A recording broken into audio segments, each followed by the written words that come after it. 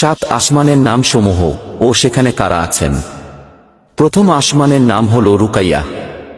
এ আসমানে সমগ্র মানবজাতির আদিপিতা হযরত আদম আলাইহিস সালাম আছেন। দ্বিতীয় আসমানের নাম হল ফায়দুম বা মাউন। এ আসমানে হযরত ইয়াহিয়া আলাইহিস সালাম ও খ্রিস্টান সম্প্রদায়ের প্রবর্তক হযরত ঈসা আলাইহিস সালাম আছেন। তৃতীয় আসমানের নাম হল মালাকুত বা হারিজুন।